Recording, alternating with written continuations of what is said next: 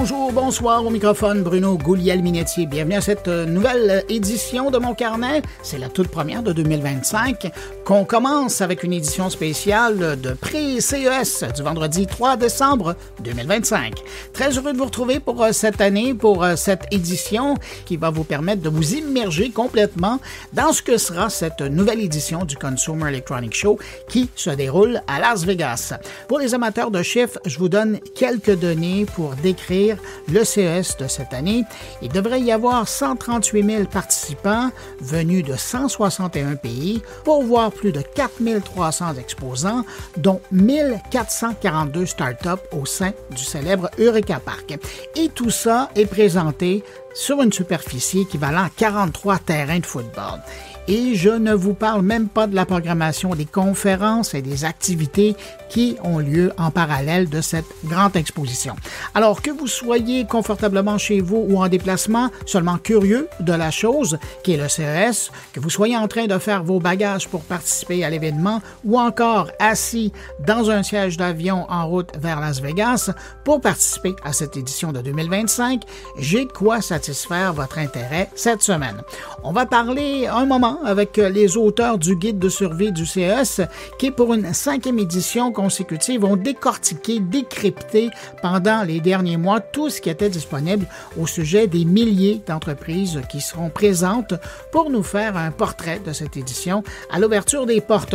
On va parler avec la chef de mission de la délégation officielle du Québec, organisée par Investissement Québec, qui part là-bas faire rayonner plus d'une trentaine d'entreprises en technologie.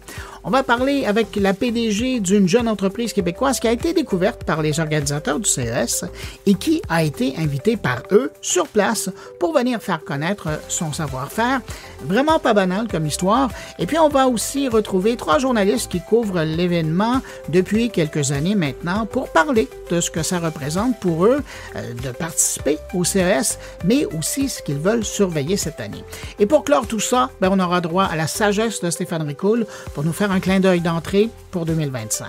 Mais avant tout ça, évidemment, je ne pouvais pas commencer l'année sans passer saluer mon collègue Jérôme Colombin, qui lui aussi est à se préparer pour le CES.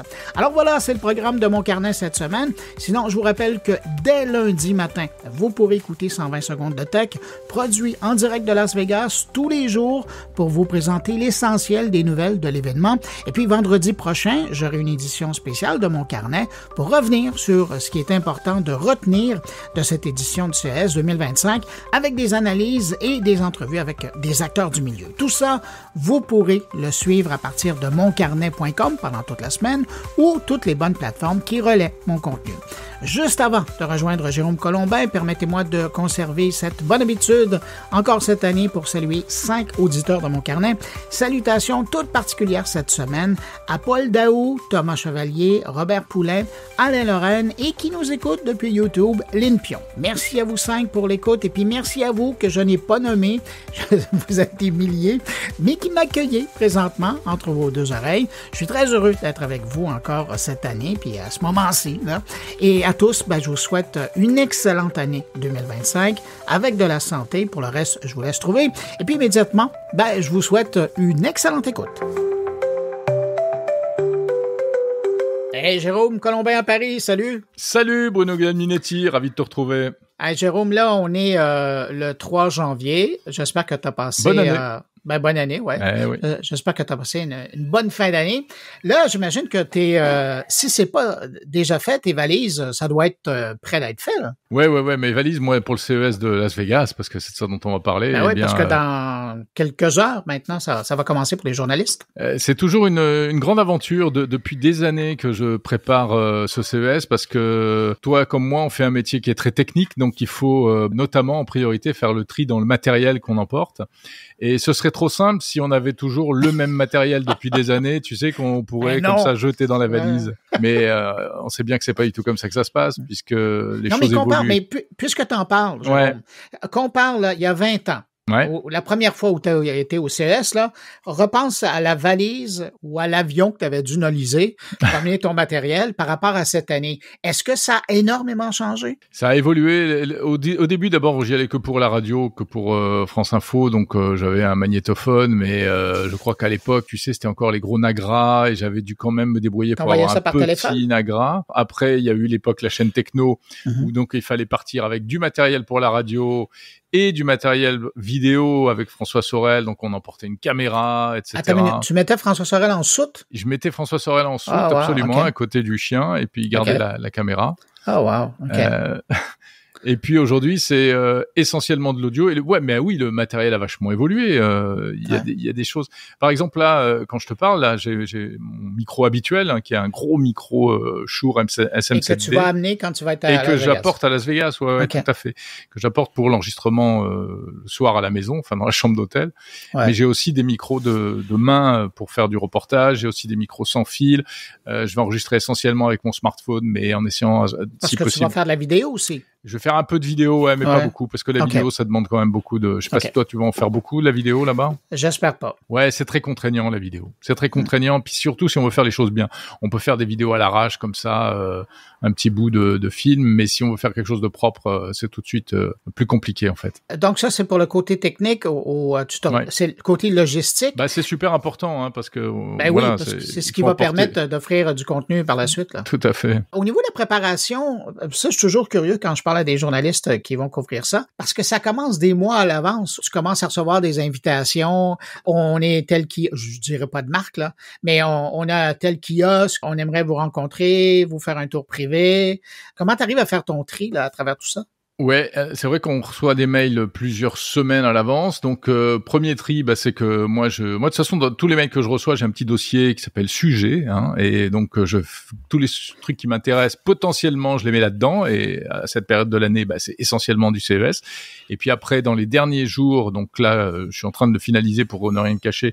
Eh bien, je fais le tri dans tout ce que j'ai reçu.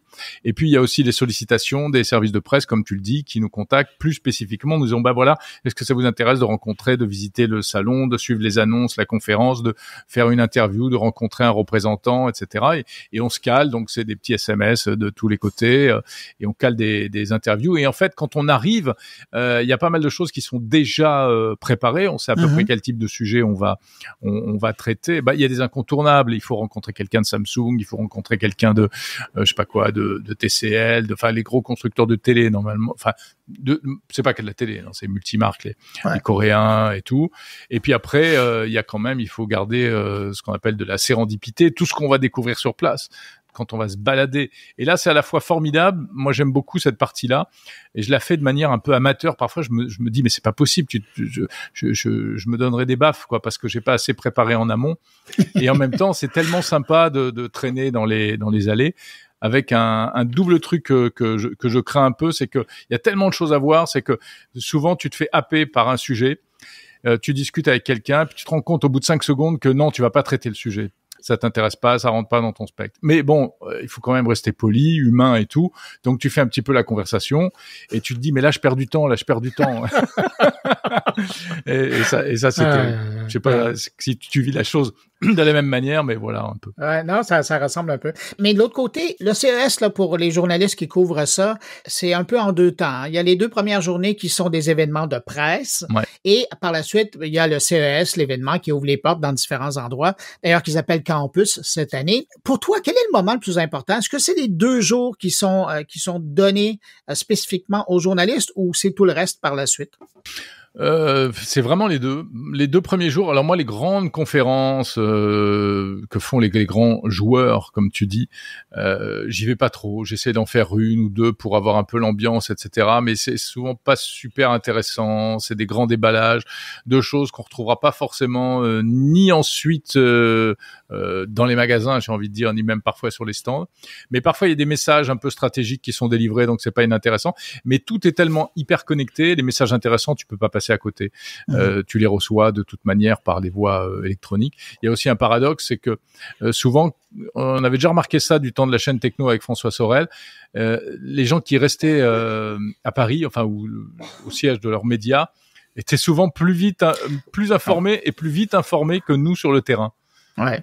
Parce que ils sont hyper connectés avec mais ils sont sur le fil de presse et puis en même temps qu'on nous donne l'information, tout à fait. Ça sert là-dessus. Et toi, t'es à un bout du salon, on te dit il y a ça là, tu peux aller voir. Ouais, mais enfin c'est à l'autre bout du truc, ça va me prendre la journée. J'ai 1h30 pour me rendre. Ouais. Voilà. Donc pour répondre à ta question, je pense que les 2 jours de presse sont intéressants parce que oui, ça permet d'effleurer un peu les choses, de débroussailler le terrain.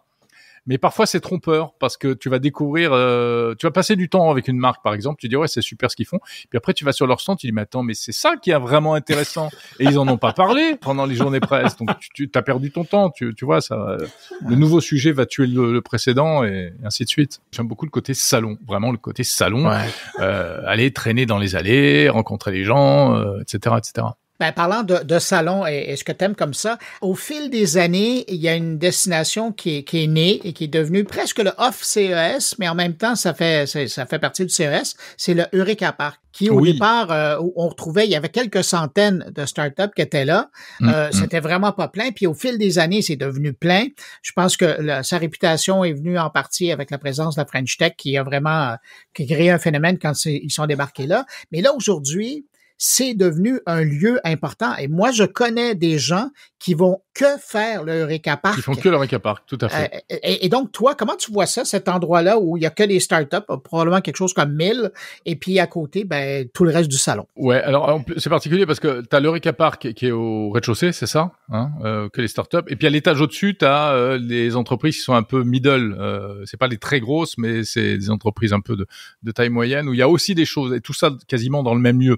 Donc ce qui fait que c'est pour ça aussi qu'on aime bien rester dans cette zone-là, dans cet endroit-là. Moi, en général, je vais refaire ça cette année. Premier jour, 100% Eureka Park et c'est ce qu'on appelle le Sands Expo. Et deuxième jour... Tu sais que ça monte ton âge, parce que maintenant, c'est le Venetian Convention Center, mais bon. Venetian Convention Center. Toi, il change de nom tous les ans. Franchement, c'est pas sérieux. Et puis le deuxième jour, je vais au Convention Center, qui est le vrai CES avec les grands stands, les trucs de folie, les voitures, les machins, etc.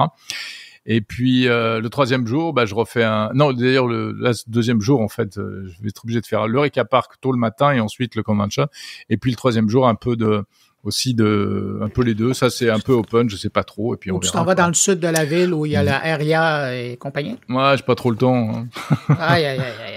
Mais c'est ça. Et puis après, il y a tous les autres trucs avant, tu l'as dit, le week-end, puisqu'il y a le CES Unveil le dimanche soir, etc. Mais à un moment donné, ça, j'imagine que tu l'as compris tôt, couvrir le CES, c'est aussi faire des choix, et choses que tu ne verras pas. Absolument. Et c'est très douloureux souvent. C'est le choix de Sophie pour toi? Ouais, quelquefois vraiment, c'est le choix de Sophie. Mais j'ai de la chance parce que à chaque fois j'ai réussi à rattraper le coup souvent. Et il faut être très très attentif, il faut vraiment surveiller parce que tu te rends compte qu'au bout du deuxième jour il y a quelque chose qui commence à buzzer. Et moi, ça m'énerve si je rentre en France sans l'avoir vu, en fait. Donc, je suis un peu un psychopathe, je suis prêt à recourir à l'autre bout de la ville pour le voir. Ça m'avait fait ça avec, tu sais, quelle était cette marque automobile qui avait montré, c'était pas Volvo ou BMW ou je sais plus qui, une espèce de voiture qui changeait de couleur. BMW, voilà. Et tout le monde ne parlait que de ça. C'était l'attraction. Bon, et je voulais absolument, du coup, voir ça. Je suis allé voir ça dans les dernières heures du salon que j'avais pas eu le temps de voir avant. Et en fait, c'était un petit peu du bullshit, cette histoire-là. Parce que, c'était un truc un peu une attraction de foire. Ils avaient collé un film, qui était un peu un système comme une liseuse qui permettait de faire de l'affichage sur la voiture. Une teinte de gris. Des teintes de gris, exactement. Ce n'était que des teintes de gris. Et en réalité, c'était pour appâter le chaland, mais c'était pas vraiment ça l'innovation. En revanche, ça m'a permis j'ai eu droit à une super démo à l'intérieur d'un véhicule, d'un concept. Il m'avait fait un truc rien que pour moi. Il m'avait montré. Et du coup, ça m'avait permis quand même. Ça avait marché finalement leur appât, parce que ça m'avait permis de traiter le sujet que j'aurais sans doute pas traité s'il n'y avait pas eu cette attraction. Cette arnaque pour t'attraper. Ouais, c'est une vraie fausse arnaque. Le CES, c'est un truc de communication, avant tout, pour les entreprises. On est d'accord. Et puis nous, on est là pour ça, pour relayer de l'information. Mais ce qui est formidable, c'est toutes les dimensions qu'il peut y avoir. Du gamin, ou du start-upper tout seul sur sa table qui a 2 mètres carrés d'exposition, et puis du géant qui a la moitié d'un hall à lui tout seul. Mais s'il arrive à attraper l'attention du journaliste, il a réussi. Il a réussi son truc, ouais, bien sûr. Jérôme, en terminant, parce qu'on se voit, là aujourd'hui on enregistre, on est le 3, mais le 4, ça commence, on va se voir pour de vrai. Ouais. Donc, il y a peut-être des gens qui nous écoutent et on est déjà à côté de l'autre physiquement. Parlant de physiquement, cette année, est-ce que tu as déjà choisi les chaussures avec lesquelles tu vas parcourir tes kilomètres? Et c'est pas une blague, hein? Non, bonne question. Ouais, mais en fait, écoute, moi, c'est assez simple. Je suis tout le temps en basket. Enfin, c'est pas des baskets, on dit des sneakers, n'est-ce pas? Ouais. Et France, donc, moi, je suis tout le temps en sneakers. Je mets plus de chaussures de ville depuis quelques années. Donc, ça résout le problème. Mais t'as un nouveau modèle que tu vas essayer? Branché, connecté? Oui. Faut que je donne la marque? Non. À moins que ce soit un commanditaire. Non. Mais bon, écoute, c'est pas le problème principal, je trouve. Le problème, c'est plutôt de trouver le temps pour manger. L'organisation, il faut que... Tu vois, moi, j'aimerais être un pur esprit, ne plus avoir de contingence corporelle, pas avoir besoin de se laver, de s'habiller, de manger et tout. Finalement, tu voudrais devenir une IA. Oui, c'est mon rêve, en fait, de devenir une IA, tout à fait. Qui sait, peut-être qu'en l'édition 2026, c'est ton IA, ton agent d'IA qui viendra couvrir l'événement. Exactement. Bon, écoute, Jérôme, merci pour cette discussion. Je te laisse aller faire tes valises. On se retrouve demain à Las Vegas. Et puis là, immédiatement, m'attendre. C'est des auteurs. C'est un guide dans lequel tu as signé une préface. Ça s'appelle le guide de survie du CES 2025. Mais je crois que je suis pas tout seul. Toi aussi, tu as signé la préface, il me semble. C'est une préface à 2 voix, il faut le dire. Ils n'arrivaient pas à se décider. Hein. Ils ont demandé aux deux de préfacer. Ils nous ont gentiment demandé de faire par écrit notre débrief transatlantique. Enfin, c'est un peu la suite écrite du débrief transatlantique hebdomadaire. Mais très intéressant, ce guide sur le CES, évidemment. Je suis content que tu le dises. Donc, je vais retrouver l'instant. Je fais une petite courte pause et je retrouve les 2 auteurs. Et moi, je diffuse j'ai fait également, je les ai interviewés et je diffuse l'interview demain, tu vois. Aïe. Voilà. Donc, vous qui écoutez, vous allez voir, c'est complètement différent. Oui, c'est ça qui est intéressant. Il faut écouter les 2, c'est complètement différent. Ouais, forcément. C'est complémentaire. C'est très complémentaire. Ouais. On fait une garde partagée. Hey, Jérôme, salut. Salut Bruno. Mes 2 invités. Et à bientôt à Las Vegas. Bye. Si vous désirez suivre l'actualité numérique au quotidien, vous devez vous abonner gratuitement au podcast 120 secondes de tech, animé par Bruno Guglielminetti. Dans chaque édition, un résumé de l'actualité numérique du jour en moins de 120 secondes. Pour découvrir 120 secondes de tech, visitez moncarnet.com ou visitez Apple Podcast, Spotify ou YouTube et cherchez 120 secondes de tech. De retour à Mon Carnet. Mathieu, Lionel, bonjour. Bonjour Bruno. Bonjour Bruno. Messieurs, c'est avec grande joie que je vous retrouve parce que quand je mets la main sur votre guide, ça veut dire que le CES, c'est dans quelques semaines. Vous êtes vraiment ma ligne de départ pour le CES. Lionel? Est-ce que pour toi, au Canada, la sortie annuelle de notre guide de survie est annonciateur de la neige ou la neige arrive avant? Ça dépend des années, des fois. Mais de moins en moins, c'est annonciateur de. Mais quand même. Mais c'est une bonne question. Il faut savoir qu'en fait, ça annonce la neige, mais c'est la chaleur de Las Vegas, la chaleur des cœurs de Las Vegas, puisque c'est quand même un rendez-vous profondément humain. Et en fait, ce guide reste quand même le plus grand plaisir qu'on peut avoir à quelques semaines de l'événement, de se dire que ça arrive.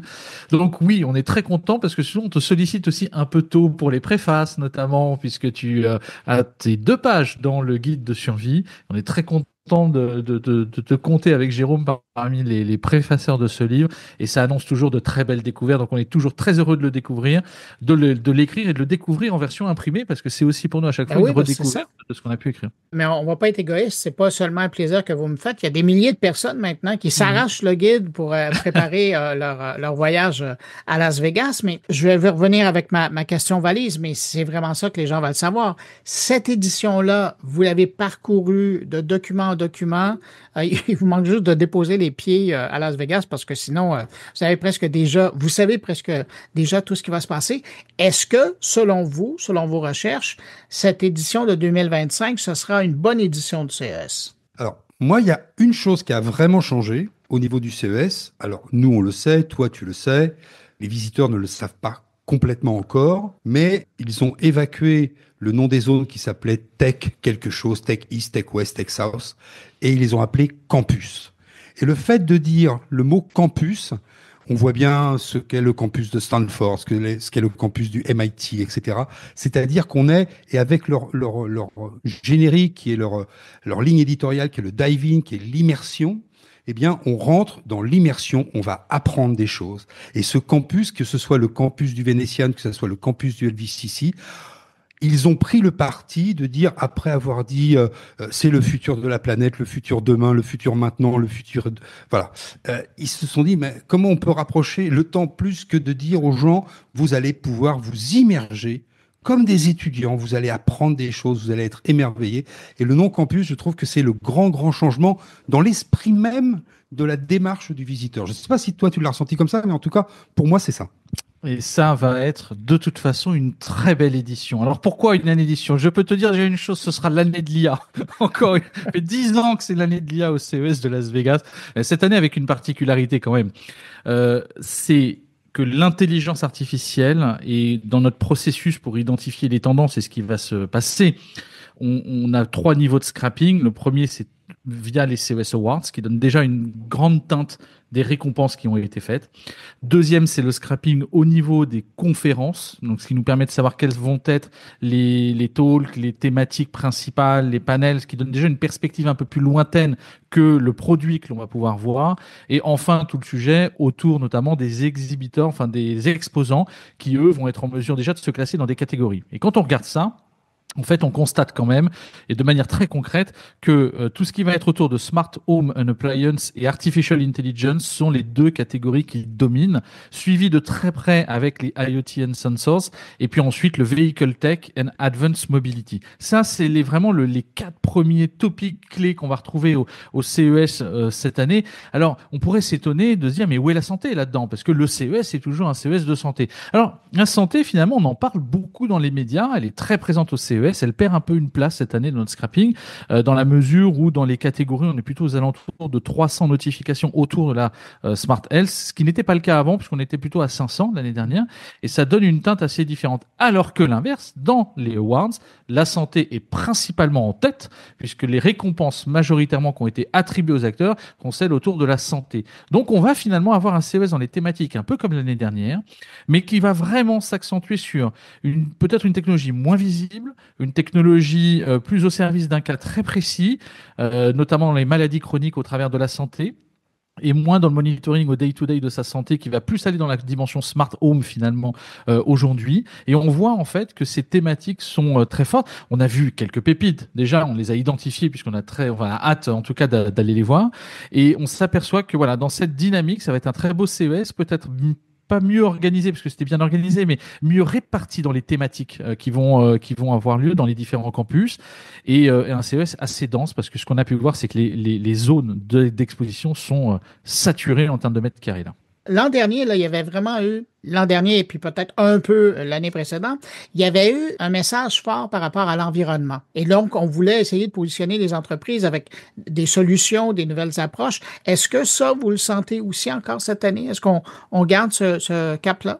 C'est un peu diffus quand même. Globalement, on en fait moins un topic comme il y a 2-3 ans, tu sais, où le sustainable était vraiment sanctuaire. Il y avait une thématique clé forte. Aujourd'hui, on est plus dans la vision de l'entreprise. D'ailleurs, par ailleurs, chose intéressante à noter, c'est que dans les catégories du CES sont apparues Intelligent Enterprise, donc la notion de connexion de l'entreprise dans toutes ses dimensions et la façon dont elle va minorer finalement l'impact qu'elle va avoir sur les ressources.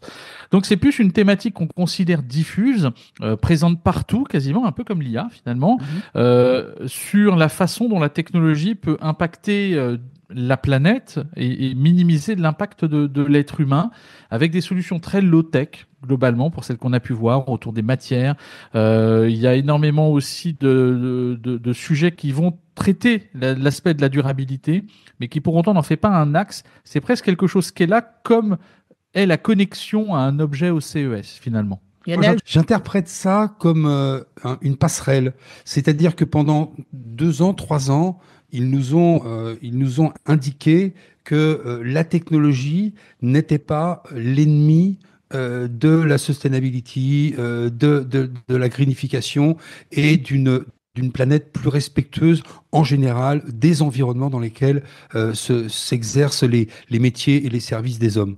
Et donc, c'était comme une passerelle, parce que finalement, la CTA vend des mètres carrés et elle n'a pas la main sur ce que proposent les exposants. Donc, l'idée, c'était de donner un sens à une grand-messe internationale qui vient drainer quelques dizaines de milliers de personnes qui ont fait quelques milliers de kilomètres pour s'y rendre, et donc c'est pas du tout écologique. Donc il y avait ce besoin, malgré tout, d'annoncer à la planète que la technologie n'était pas l'ennemi et que c'était peut-être une partie de la solution. Et j'ai l'impression que cette année, de la même façon que je disais tout à l'heure, et je dissertais sur le mot campus, cette année, ils ont passé un cap, ils sont maintenant rentrés dans une planète, enfin dans un système où la planète a globalement conscience que le matériel, la matière première, on l'extrait de la Terre, que la Terre n'est pas infinie, etc., etc. Et bien maintenant, on va davantage intégrer cette notion de façon diffuse, comme le disait il y a quelques secondes Mathieu. Et donc les dispositifs qui sont présentés, que ce soit les dispositifs de John Deere ou de Kubota, qui sont des dispositifs qui, certes, sont entièrement automatisés, mais en étant entièrement automatisés, utilisent beaucoup moins de matières premières pour être construits.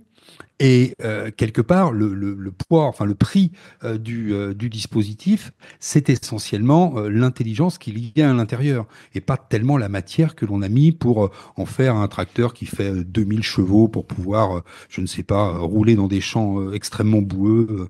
Et donc on voit bien que là, on est sur une année pas de transition. Les années de transition, c'était peut-être les années immédiatement post-Covid, où justement, les lignes éditoriales, c'était Better Future, Better Tomorrow, etc., etc. Et sur la continuité de la sustainable, il y a un sujet intéressant, c'est aussi le rétrofit des voitures, mais aussi des tracteurs, parce qu'il a été quand même beaucoup de questions de matériel agricole dans les différentes startups ou même grosses entreprises qu'on a pu voir, et une qui s'est spécialisée dans le rétrofitting des installations agricoles, notamment des tracteurs, pour les rendre autonomes et ou pour mieux monitorer la façon dont ils vont interagir dans un champ et permettre à l'agriculteur ou au farmer d'avoir finalement une interface no-code devant lui et de pouvoir presque directement coder ce dont il a besoin. C'est Polymath Robotics qui a développé ça et qui seront d'ailleurs présents sur ces logiciels qui rendent autonomes les véhicules industriels. Et d'ailleurs, l'idée du rétrofit, rappelle-toi, il y a 2 ans à l'IFA, on avait croisé une magnifique Rolls des années 50 ou 60 qui était électrique et c'était marqué rétrofit. Voilà. Quand même. Hey, dis donc, dans vos recherches, est-ce que vous avez été capable d'évaluer à quoi ressemblera le Eureka Park, qui a comme volé la vedette un peu à l'événement? On a l'impression que c'est devenu un off-CES, alors que ça fait partie de la programmation, on s'entend. Mais de plus en plus, ça devenait gros. Est-ce qu'on poursuit dans la croissance ou est-ce qu'on vient de stabiliser un peu? Alors, moi, je vais parler en mètres carrés. Je pense qu'ils sont contraints par le hall d'exposition G qui est au rez-de-chaussée du Venetian Convention Center. Ils sont contraints par l'espace. Par contre, on voit une densification dans les différentes délégations des pays. On voit une densification des exposants représentés. Tu as eu l'occasion, je le sais, de venir à notre Vivatech nationale. Tu as vu que les startups avaient un espace extrêmement réduit pour s'exprimer, et on voit que dans un certain nombre de pavillons, que ce soit depuis déjà 2 ans au pavillon de la Hollande, qui expose de magnifiques entreprises, leur espace d'exposition était ultra réduit. Cette année, seule, je trouve, encore la French Tech, enfin le Business France, a loué 2 ou 3 travées où chaque exposant a, je sais pas, à vue de nez par temps de brume, 6 mètres carrés pour s'exprimer. Oui, c'est en fait il y a une densification. Alors c'est dense et en même temps ça l'est par pays. Alors sur la France, tout sera a priori cette année sous l'égide de Business France, avec beaucoup de startups, 130, je crois à peu près 130, 140, c'est à peu près la target qu'ils avaient, et qui est absolument intéressante puisqu'il va y avoir dedans quasiment de tout, de la santé, de la mobilité, des choses dans le hardware, des choses pur software. On a un ami Axel qui vient avec une startup qui s'appelle Test It For You sur la nouvelle manière dont on peut travailler, notamment les interactions avec les clients, les témoignages, l'engagement. Il y a dans l'Eureka Park aussi une nouvelle zone absolument remarquable, Africatech, qui est l'idée par une de nos amies chères, puisque ça fait longtemps qu'on travaille. On lui passe d'ailleurs le bonjour à Lamia. Mais il y a énormément de choses qui vont être très intéressantes. Je pense que ce sera un vivier dense, beaucoup de deep tech, plutôt sur l'Eureka Park comme toujours des startups à différents niveaux de maturité, mais pas mal de projets de recherche, des choses qui sont pas encore très mûres, qui nécessitent de trouver les cas d'usage, les bons partenaires pour accélérer, et puis beaucoup de petites pépites. Je pense à MyWaves, par exemple, technologie, qui permet d'écouter 30 minutes de son activité cérébrale pendant qu'on dort et de personnaliser ensuite des musiques pour nous permettre de mieux dormir. Il y a des sociétés qui vont être... alors d'ailleurs, il y a un petit compagnon que j'ai mis à aller voir absolument, qui s'appelle le Ropet, et qui va être un petit compagnon un peu posé comme un réveil. C'est un espèce de robot qu'on va pouvoir caresser, avec qui on va pouvoir avoir des interactions et qu'on met sur sa table de nuit. Ça fait partie des choses qui sont intéressantes que l'on voit. Alors, puis il y a des choses un peu plus profondes sur la santé. Tu avais identifié aussi le vaccin, pas le vaccin, mais le dispositif pour se vacciner sans aiguille.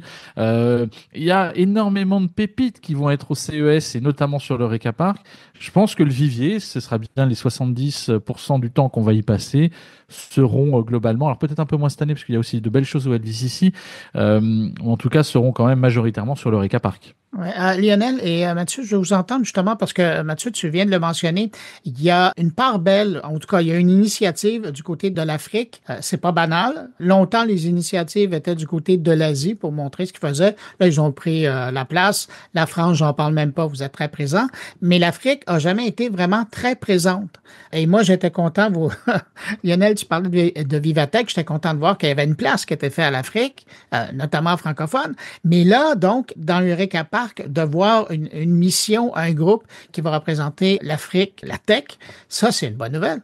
Surtout que dans ce groupe, on a déjà pu croiser. L'année dernière, ils étaient venus, pour certains d'entre eux, en délégation. Ils s'interrogeaient comment mettre en avant leur projet de recherche et on a pu échanger avec Mathieu, notamment avec une partie de cette délégation qui va être cette année la délégation du carré africain, avec notamment des chercheurs qui nous viennent du Maroc. Et ils sont très en pointe dans l'aéronautique, ils sont très en pointe dans un certain nombre de domaines, aéronautique, santé. Et ça, c'est vraiment un capital incroyable. En plus, bon, c'est vrai que nous, que ce soit pour toi ou pour nous, la barrière de la langue est relativement faible parce que les Marocains parlent massivement le français. Mais ils sont à des niveaux de maturité dans leur recherche très intéressantes et ça vaudra vraiment le coup d'aller parler avec eux. Alors, je dis pas qu'ils vont faire le challenge avec le CEA qui, chez nous, amène toujours. Est-ce qu'ils exposent cette année ? C'est la question qu'on se pose parce que pour l'instant, on les a pas forcément trouvés. Alors qu'ils disent que on les avait croisés notamment à Vivatech et ils nous disaient que l'essentiel de leur budget, ils le mettaient justement sur l'exposition à l'Eureka Park lors du CES de Las Vegas. Et normalement, cette année, ils devraient exposer. On a cherché sur les plans, mais les plans, tu sais, ils bougent jusqu'au dernier moment. Mais c'est vrai que là, je pense que cette maison Afrique qui va être représentée sera capable, d'après les premiers échanges qu'on a pu avoir avec certains de leurs participants, pourra faire au moins une belle compétition avec des gens comme le CEA. Alors tracté, qui plus est, majoritairement en tout cas par le Maroc pour cette édition, avec un programme. Je vous dévoile pas tout parce qu'ils l'ont pas encore tout annoncé, mais le mardi, c'est the place to be, très honnêtement. Le mardi matin, il faudra y aller quasiment dès l'ouverture. Ils sont dans la zone sur l'Eureka et il y aura vraiment des décideurs étatiques, des personnes qui sont vraiment importantes pour la zone Afrique, la zone marocaine surtout, et une délégation extrêmement riche en termes de présentation de projets. Donc voilà, il faut en tout cas y passer. Et je profite du clin d'œil parce qu'a priori, je crois que c'est le Canada qui sera à l'honneur à Vivatech cette année. Donc si tu n'y es pas. Exactement, ouais. Mais Mathieu, donc tu n'as rien dit, mais on a tout compris de par ton énoncé. Donc mardi matin, on sera là. Mais vous avez mentionné ici et là des choses qui attirent votre attention. Mais vous deux, là, dès l'ouverture des portes, on va vous retrouver où? Alors, moi, c'est-à-dire que nous, effectivement, alors on sera sur le Vénétiane. Je pense que ça, c'est quelque chose qui est clair. Lionel peut-être directement sur le Reka Park, étant donné que Capgemini a une executive ballroom où on présente beaucoup de BCI. Enfin, on aura beaucoup de présentations, notamment ce qu'on a fait aussi sur l'America's Cup, qui est un projet fantastique autour des lidars. Je serai présent sur le Vénétiane, peut-être un peu plus sur le début de matinée sur la ballroom de Cap, et puis ensuite très rapidement sur l'Eureka, parce que c'est le poumon dans lequel il faut être, c'est la caisse de résonance de la première journée jusqu'au mercredi midi. Tous les invités, les guest stars, ceux qui ne viennent qu'une journée et demie, qui font l'aller-retour, vont vraiment être présents sur cette zone-là. C'est fou, et moi, pour ma part, comme Mathieu l'a indiqué, je vais commencer probablement ma matinée par l'Africa Tech. Et je vais démarrer la poursuite de matinée avec le passage obligé de nos amis de la région Auvergne-Rhône-Alpes qui se distinguent pour la deuxième année de suite avec un stand personnel. Ils ne sont pas directement dans les grandes allées de Business France, ils sont à côté et ils ont plein d'entreprises extrêmement sympathiques qui sont là présentes. Et puis, ça sera forcément un passage par la Hollande, forcément un passage par la France. La Suisse. Et la Suisse, parce que ça fait partie des exposants et des stands régionaux qui sont pleins de pépites. Il faut avoir un passeport diplomatique quand tu vas au CES, parce que finalement tu changes de pays, puis ça pourrait être des green zones à terme. On voit que, voilà, en tout cas l'Eureka, ça va être un vrai vivier. Il y a de très très belles choses au-dessus de l'Eureka Park, sur le hall AD, avec vraiment des très très belles pépites également qu'on a pu identifier sur la Health Tech bien sûr, mais aussi et surtout sur la Smart Home qui densifie sa surface d'exposition par rapport à la santé. Des super choses autour de l'impression 3D chez Formlabs aussi, avec leur dernière technologie d'impression 3D.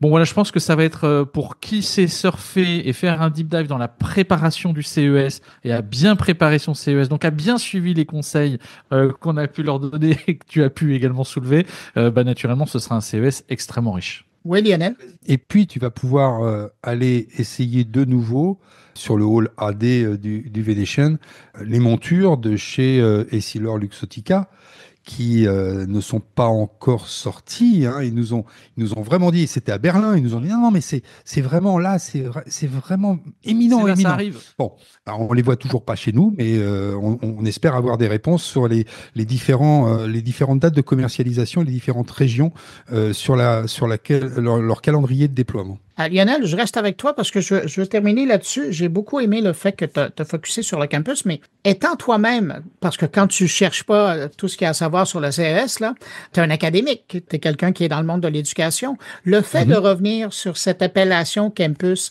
oui, il y a un côté marketing, on s'entend. Mais pour quelqu'un qui est dans le monde de l'éducation depuis aussi longtemps que toi, qu'est-ce que ça te fait de voir ce nouveau langage être utilisé pour représenter les nouvelles zones du CES? Alors, moi, je partirais sur l'orientation en termes de public. Alors, bien sûr, le CES s'adresse à des professionnels. Mais le fait de considérer que ces visiteurs vont être des gens qui vont pouvoir s'immerger comme des étudiants, on leur dit mettez-vous à la place des personnes qui ont 20 ans, 30 ans, 40 ans de moins que vous, et dites-vous que vous travaillez aujourd'hui pour leur planète, pas pour la vôtre. Vous avez 50, 60 ans, dans 20 ans, vous serez là-haut et vous observerez ça de très loin, peut-être avec Elon Musk sur Mars. Mais en tout cas, travaillez pour les personnes à qui vous êtes en train de fabriquer la route de demain, montrer le chemin de demain. C'est comme ça que je le vois. Bien sûr, on pourrait amener des cohortes d'étudiants, ça nous est déjà arrivé il y a quelques années d'emmener des petits groupes d'étudiants, mais ils ne percevaient pas tout le potentiel des différentes entreprises et des différentes thématiques qui étaient présentées au CES. Par contre, ce qui est sûr, c'est que les professionnels qui essayent de construire demain de nouveaux projets, de nouveaux produits, et on sait que on est à l'aube de mélange, d'intégration, de merging, c'est-à-dire d'association de technologies qui vont développer des services infinis. Et c'est vrai que l'intelligence artificielle, c'est vrai que les sensors, c'est vrai que la bioéthique, tout ça, que ce soit dans la santé, que ce soit dans la cybersécurité, que ce soit dans l'agriculture, on va être en capacité demain de produire avec un plus grand respect pour l'environnement. Et ça, finalement, c'est ce que l'on dit, venez vous instruire, vous, les décideurs d'aujourd'hui, pour fabriquer un meilleur monde pour ceux qui vont le vivre demain. Mathieu ? En fait, oui, alors j'adhère à 200%, avec une particularité sur le CES, qui est le positionnement du CES, qui est très consumer goods. C'est vrai que souvent, même les Américains n'imaginent même pas eux-mêmes la diversité des sujets qu'on traite au CES. Premièrement, et donc cette éducation, cette formation presque à faire sur ce salon, et en même temps la nécessité d'être accompagné, ou tout le moins de créer des ponts pour soi-même. Déjà, quand on est décideur et qu'on va sur le CES, c'est de bien comprendre que ce que l'on voit n'est pas forcément intéressant, c'est plutôt ce que ça fait. De comprendre le verrou technologique qu'il y a derrière une start-up, déjà un produit, derrière un service, et comprendre ce que l'on pourrait en faire en tant que décideur dans son infrastructure. Et c'est là que le CES revêt une certaine difficulté quand on le parcourt, et on dit que c'est dense, c'est pas pour rien, on dit que c'est compliqué, c'est pas pour rien, c'est parce qu'en fait, il faut créer des ponts toute la journée, parce que ce que l'on nous présente des fois dans la santé est en fait réplicable dans d'autres secteurs qui sont également intéressants. Et ça, c'est une gymnastique intellectuelle qui font que le CES nous permet d'avoir un regard sur l'avenir à très court terme, de 5 ans finalement, mais aussi une fenêtre beaucoup plus lointaine qui nous force à imaginer ce qu'on pourrait faire avec la technologie dans peut-être 10 ans ou 15 ans en fonction des startups ou des conversations auxquelles on participe, mais en pensant non pas avec la technologie d'aujourd'hui, en essayant d'esquisser ce qu'elle sera demain et ce qu'elle pourra faire. Et ça, ce sont une gymnastique intellectuelle qui, avec Lionel et tous les groupes qu'on peut accompagner sur place, ou toutes nos rencontres ou nos interventions, sont drivés par ce curseur. Le CES, c'est pas uniquement regarder ce qui va se passer demain, c'est donner aussi de la perspective à contrebalancer tout au long de l'année avec d'autres salons pour justement renforcer la certitude et les convictions que l'on peut se forger. Je trouve ça intéressant, puis je suis tellement content, Lionel, que tu l'aies ressorti du lot, parce que à quelque part, j'ai l'impression que ça vient de mettre un mot sur ce que vous faites depuis longtemps, auprès des entrepreneurs, même auprès des gens, des lecteurs par le guide. Et ce que je fais aussi depuis des années, à essayer de montrer aux gens de réfléchir. C'est pas le gadget que je vous montre, c'est pas la démonstration que vous êtes en train de voir, mais c'est qu'est-ce que ça veut dire, qu'est-ce que ça vient solutionner et comment on va pouvoir l'appliquer. Et ça, c'est une bonne nouvelle. J'ai l'impression que, en plus d'un positionnement de marketing qui est intéressant, on est vraiment en train de dire ou de souligner l'importance de ce que le CES a comme regard et réflexion vers ce qui est devant nous. Et ça, c'est une bonne nouvelle. Oui, c'est pour ça que le C-Space Campus va être intéressant cette année, parce que c'est vraiment la place du Content Space Campus sur lequel il y a vraiment les discussions sur l'avenir. Donc, beaucoup de conférences sont là-bas. Il faut aussi aller visiter cette zone, souvent oubliée du CES. Un peu excentré. Excentré, oui. Il faut faire un peu d'effort à l'occasion. Messieurs, je vous remercie infiniment. Vous avez officiellement, c'est comme s'il y avait un ruban rouge, vous l'avez coupé. Alors, on entre dans les célébrations entourant le CES. Je rappelle aux gens qui nous écoutent, vous êtes les auteurs, là, on parle d'une 5e édition du guide de survie du CES 2025, qui est le livre probablement le plus recommandé de la part de M. Shapiro, qui est le grand patron du CES, parce que je sais qu'il connaît le bouquin, et d'ailleurs, je pense qu'il rêve d'en avoir une version américaine qui pourrait être... il aura peut-être, on va te faire la news et l'annonce, il aura peut-être une bonne nouvelle d'ici cette édition du CES en janvier 2025 pour la version bêta en anglais. Et voilà. Alors, Mathieu Deboeuf-Rouchon et Lionel Tardy, je vous remercie. Moi, j'invite les gens qui veulent mettre la main sur la copie, vous pouvez commander par Amazon. Si vous êtes un client Prime, tant mieux, vous pourrez le recevoir le lendemain. Formidable. Et puis, je vous donne rendez-vous à Las Vegas la semaine prochaine. Et oui, exactement. À très vite et on se revoit dans quelques jours. Salut.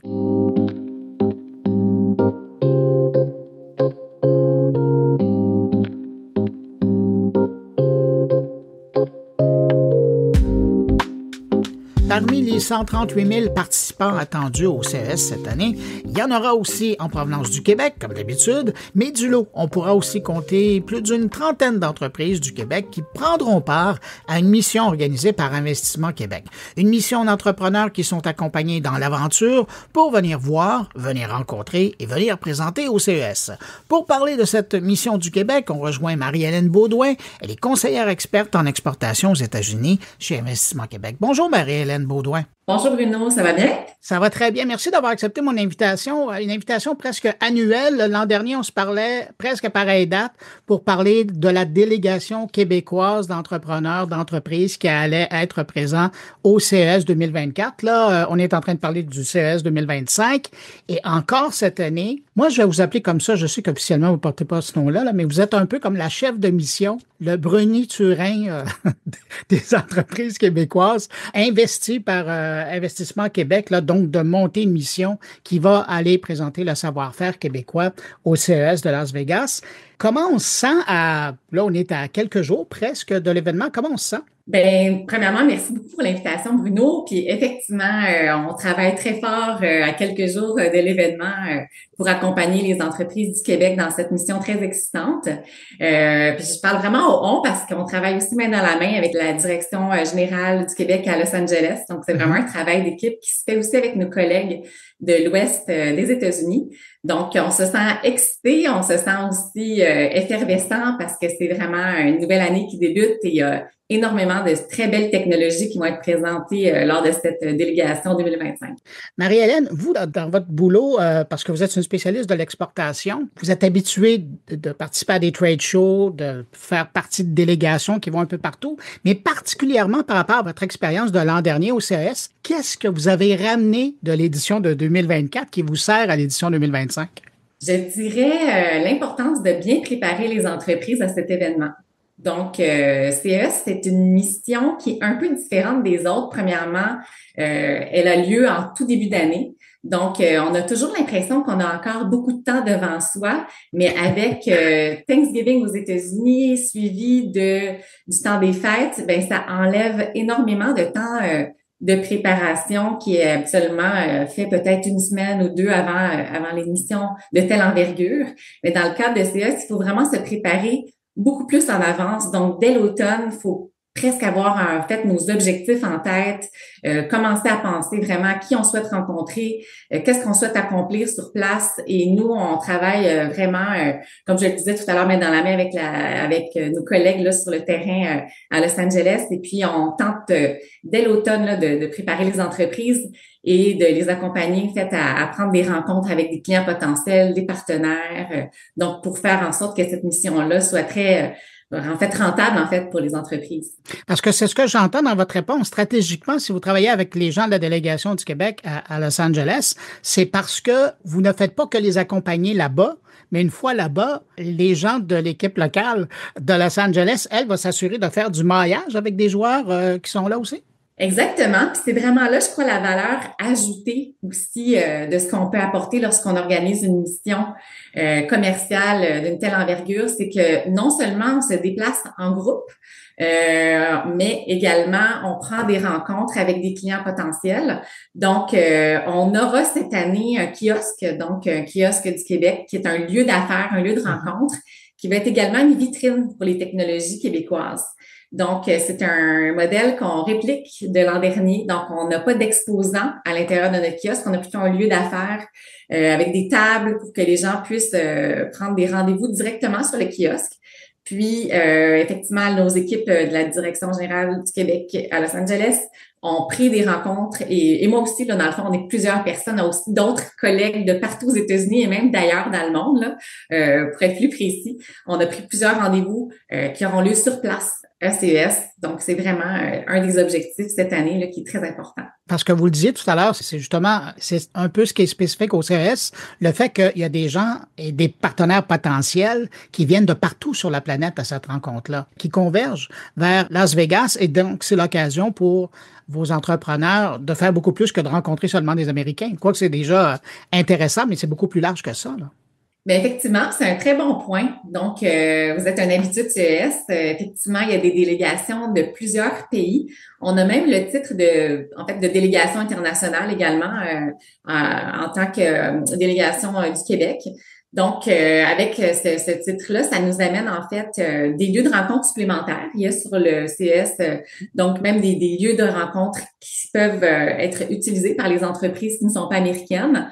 Et dans ces lieux de rencontre-là, on peut rencontrer des entreprises de plusieurs pays. On est, nous, en fait, en lien avec la délégation, pour en nommer quelques-unes, de Rhône-Alpes en France, Business France, avec la Corée également, avec la Wallonie, le Luxembourg, on a également avec le Japon des relations, donc et bien sûr l'Ontario. L'Ontario est juste à côté de notre kiosque et on collabore également. On fait même un événement avec l'Ontario cette année, donc c'est américain bien sûr le focus, mais également international. Donc c'est vraiment une occasion unique là, pour les entreprises d'aller rencontrer des partenaires, des clients des États-Unis et aussi d'ailleurs dans le monde. Donc c'est très intéressant au niveau de l'Europe, c'est très fort là, quand même. Parlons-en de cette délégation. Est-ce qu'elle est importante? À quoi elle ressemble cette année? Cette année, oui, elle est très importante. En fait, on a plus de 35 entreprises et organisations et on a plus de 65 participants.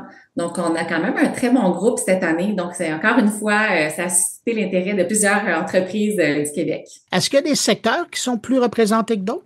Oui, en fait, on a quelques secteurs un peu plus représentés cette année, dont la microélectronique. Quand on dit consumer electronic, il y a souvent de la microélectronique qui est intégrée à ces objets. Donc, on a plusieurs entreprises en microélectronique, mais on a aussi d'autres secteurs parce que c'est international, mais c'est aussi multisectoriel.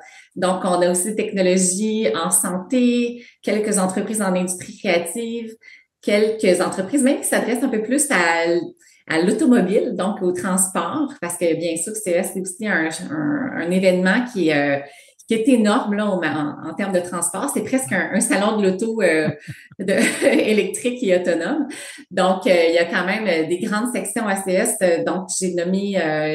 il y aurait également même construction, un peu quelques technologies liées à vraiment des secteurs différents. Et c'est ça qui amène aussi la beauté de cet événement-là, c'est que c'est très différent. Mais le thème rassembleur, c'est qu'on a des industries très innovantes, des technologies uniques. C'est vraiment ça le fil conducteur. On a aussi certaines entreprises aussi qui se distinguent vraiment cette année, notamment l'entreprise Robotique Appli. Je ne sais pas si vous la connaissez. C'est une entreprise qui était là aussi l'an passé. Ça, c'est une entreprise qui a gagné qui a gagné une récompense extraordinaire cette année à CES. Donc, ils ont remporté le Innovation Award dans la catégorie Metaverse. Il faut savoir qu'il y a plus de 3400 entreprises qui ont appliqué pour cette récompense. Et une entreprise québécoise a réussi à l'avoir parce qu'elle a développé une souris 3D, donc qui peut être utilisée avec un casque de réalité virtuelle. Et c'est une innovation très intéressante. Je vous invite à aller aussi sur le kiosque de Innovation Award. Donc ça, c'est un exemple d'entreprise qu'on souhaite vraiment mettre de l'avant cette année. Une super belle entreprise qui va rayonner. On en a d'autres aussi. Vosker, qui est une entreprise aussi qui est intéressante, qui fait des caméras de surveillance qui sont utilisées sans Wi-Fi, mais aussi sans énergie. Donc, ça fonctionne avec l'énergie solaire. Donc, ça, c'est une entreprise qui est de la délégation. On a Stingray également, donc des belles entreprises bien connues aussi qui font du contenu musical, numérique. Et aussi une dernière qu'on pourrait peut-être nommer rapidement, Immervision. Donc, développer une technologie optique qui vient ajouter de l'intelligence avec une caméra. Donc, par exemple, on a une caméra de surveillance ou une caméra sur une voiture intelligente. Donc, Immervision, ce que ça fait, c'est que ça ajoute en fait une vision qui ressemble un peu plus à l'œil humain. Donc, on peut voir plus large, on peut scanner un peu comme un cristallin de l'œil le ferait. Et ça, ça amène en fait beaucoup plus de précision dans une caméra. Fait que c'est des entreprises, on en a, comme je disais, plus de 35, mais mon objectif est vraiment de les faire rayonner. C'est pour ça que j'ai pris la peine d'en parler un petit peu.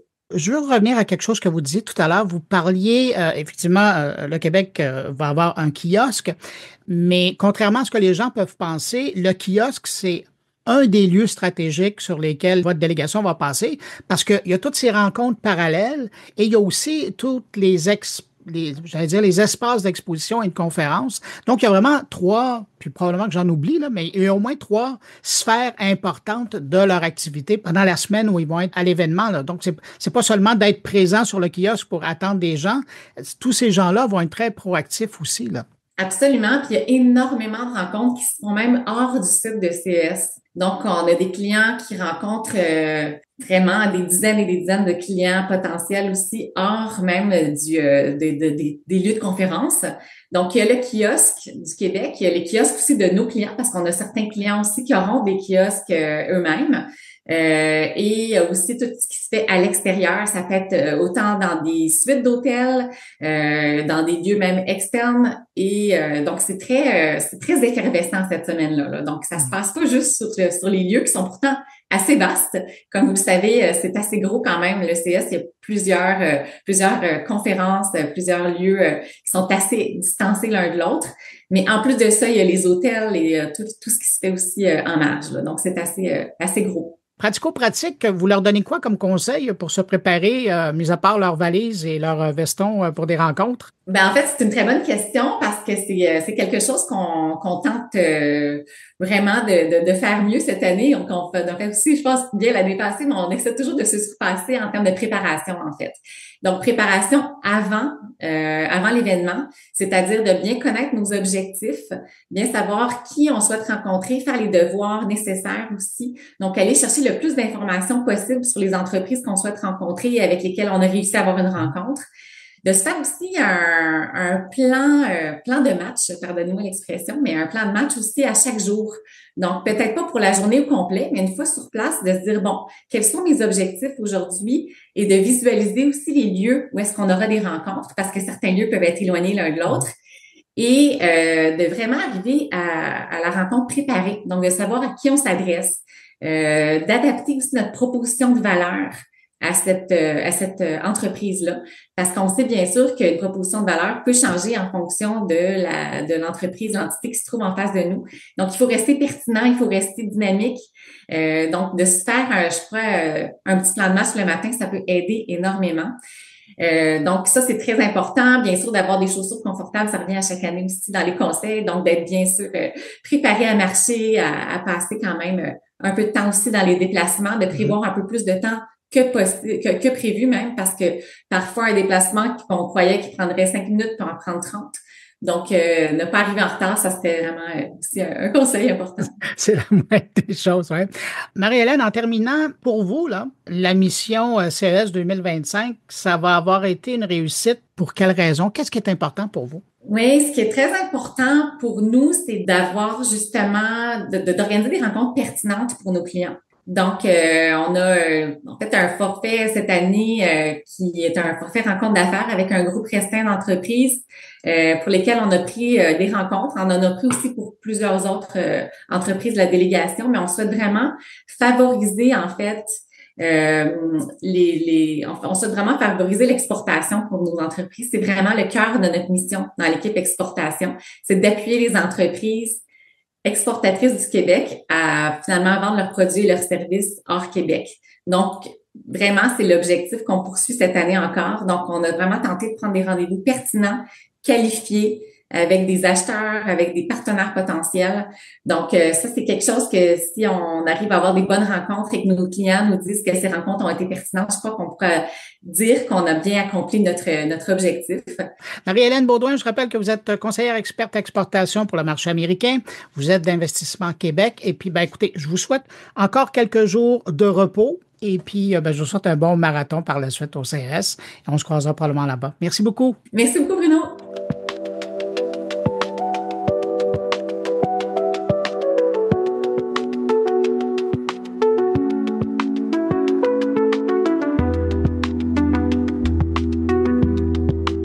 Le CES de Las Vegas, c'est l'occasion de voir des gros joueurs de l'industrie, mais c'est aussi, et de plus en plus d'ailleurs, l'occasion de découvrir de jeunes pousses qui tentent de faire leur place à travers tout le brouhaha, d'innover dans divers domaines. Cette année, il y en aura plus exactement 1442.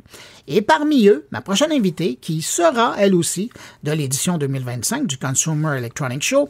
Mais l'histoire de la PDG de Totum Tech est pas vraiment banale parce que si l'entreprise y va, c'est qu'elle a été invitée personnellement par les organisateurs de l'événement parce qu'ils ont eu un véritable coup de cœur pour son produit. On la rejoint à quelques heures de son départ pour Las Vegas. Bonjour, Maria-Julia Guimaraes. Bonjour. Maria-Julia, qu'est-ce que c'est TotumTech? TotumTech, c'est une compagnie dont la mission est d'offrir des solutions pour aider les personnes qui ont des handicaps invisibles. Donc, elle est née dans la combinaison du design, de la technologie, de la science, de la santé, pour amener des solutions avec des vêtements connectés pour que les personnes qui ont des handicaps invisibles, des difficultés de jour à jour, qui ne sont pas assistées de la façon qu'il faut dans notre système, pour qu'ils puissent avoir une belle qualité de vie, reprendre leur productivité et contribuer à la société d'une façon qu'ils méritent. Quand vous parlez d'handicap invisible, vous pensez à quoi exactement? Qu'est-ce qu'on définit comme handicap invisible? Les handicaps invisibles, ce sont des handicaps qui n'ont pas un signe visuel au premier regard, comme une canne, une marchette, une chaise roulante. Ce sont des handicaps cognitifs, les handicaps moteurs, les handicaps visuels qui peuvent avoir un impact dans la vie de chaque personne, mais dans un premier regard, on ne les aperçoit pas. Puis là, votre produit Libero que vous allez présenter au CES, puis on va revenir plus tard sur le CES, mais oui. Est-ce que je peux vous demander, je sais que vous allez le dévoiler au CES, mais est-ce que je peux vous demander qu'est-ce que ça va faire, le Libero?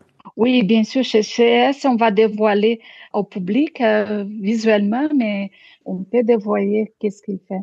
Donc, Libero, c'est une solution intégrée d'un vêtement connecté et des applications mobiles propulsées par l'intelligence artificielle pour aider les personnes qui ont des handicaps moteurs causés par le syndrome de Raynaud et d'autres conditions qui causent une mauvaise circulation aux extrémités du corps, comme la neuropathie diabétique.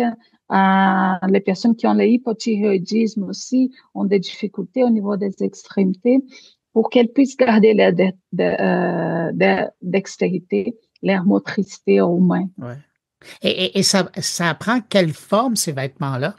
Est-ce que c'est une prothèse, un gant, un manche? Qu'est-ce que c'est? C'est un gant chauffant qui a des capteurs qui surveillent des biomarqueurs qui sont capables de prédire et prévoir les attaques de cette condition. Donc, ça réchauffe les gants d'une façon proactive, pour que les personnes ne ressentent pas les symptômes désagréables et handicapants de ces conditions-là. Donc, avant qu'ils perdent la sensibilité du bout des doigts, le gant va savoir que ça s'en vient, il va réchauffer et donc la circulation sanguine va revenir tout seul. Oui, c'est ça le but, de garder la circulation d'une façon continue, même avant que la personne est capable de remarquer qu'elle a besoin. Parce que les capteurs seront en mesure de surveiller ça pour la personne et réchauffer d'une façon proactive. Donc vous anticipez le besoin. Oui, c'est ça, effectivement. C'est ça, on cherche à anticiper parce que les personnes qui ressentent ce genre de troubles-là, ils ont la misère à récupérer leur dextérité avant. Donc, on ne veut pas qu'ils arrivent ces symptômes-là.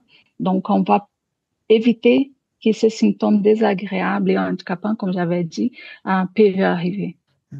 Et là, comme si votre invention n'était pas juste merveilleuse, vous avez été sélectionné parmi 9 autres entreprises. Donc, vous êtes 10 entreprises qui arrivaient à Las Vegas, au Consumer Electronics Show, dans la section de diversité et inclusion, pour montrer comment vous voulez changer le monde et le rendre plus agréable à des gens qui sont justement victimes là, d'un handicap invisible. Mais comment c'est arrivé d'avoir été sélectionné parmi ces 10 entreprises-là? Parce que c'est 10 entreprises à la grandeur de la planète, là, c'est pas seulement au Québec. Oui, c'est ça. Et en plus, j'ai appris récemment que nous sommes la seule compagnie canadienne dans les 10 sélectionnés. Donc, on représente fièrement le Québec et le Canada dans cette aventure-là. Ça a été une surprise très agréable pour moi et pour l'équipe. Nous avons participé à CTA, qui c'est la Consumer Technology Association, qui c'est l'organisatrice de CES. Ils ont un programme d'accessibilité. Nous avons participé pour être sélectionnés comme une start-up de sélection pour la catégorie accessibilité. On n'était pas choisi, mais ils ont attiré l'attention des comités de diversité et inclusion de la CTA pour nous offrir cette opportunité de participer comme dans les programmes Innovation for All qui promouvoient l'inclusion des fondateurs sous-représentés comme les femmes, les personnes LGBTQ, les minorités visibles. Donc, ça a été une surprise merveilleuse. On était très ravis. Nous sommes encore très ravis, très excités d'y participer. Ça démontre qu'il y a une place importante pour montrer les besoins des personnes qui ont ces handicaps que nous représentons. Et c'est une chose d'arriver puis d'être au CES puis dans la catégorie Innovation for All, mais là, en plus, c'est que vous allez être présente dans un kiosque, dans cet endroit qui est devenu mythique avec le temps, où on retrouve les startups les plus impressionnantes de la planète à ce moment-ci. Je parle du Eureka Park. Et là, vous allez avoir une occasion de faire connaître votre produit à la grandeur de la planète, là. Oui, c'est ça. Comment vous vivez ça? Moi, je suis au-delà d'excitée. J'ai la misère même à travailler dernièrement parce que nous sommes tellement excités de cette opportunité que ça démontre dans nos activités tous les bouleversements positifs que ça apporte pour nous. Nous avons un kiosque, bien sûr, qui ont été dans les programmes. Ils ont accordé un kiosque, une bourse pour les voyages, les dépenses de voyage. Et en plus, toute une visibilité de montrer notre produit dans des centaines d'autres startups dans le monde prometteuses. Donc, c'est un grand honneur que nous avons eu. Et bien sûr, on va représenter le Québec avec beaucoup de fierté. Est-ce que vous êtes prête à répéter 70 000 fois pour les participants et 4 000 fois, au moins 5 000 fois pour les journalistes qui vont s'arrêter à votre kiosque? Commencez-vous à vous préparer? Oui, on se prépare. Et en plus, on va avoir des initiatives très intéressantes dans la communauté des startups ici à Montréal avec d'autres participants qui ont participé dans le passé pour nous aider à nous bien préparer pour cette opportunité-là. Donc, c'est une aventure, c'est pas juste Totontech qui va être là, mais toute la communauté montréalaise, québécoise, qui vont nous aider à bien représenter notre expertise, notre savoir-faire. Qu'est-ce que vous espérez retirer du CES? Je pense que ça serait une opportunité incroyable de démontrer le mélange, la combinaison entre la technologie et l'inclusion. Cette opportunité va être représentée par les conversations que nous allons avoir, les conversations que nous avons rencontrées, des personnes que nous allons rencontrer, les feedbacks qu'ils vont nous apporter aussi, l'opportunité de faire connaître comment utiliser la technologie pour les biens.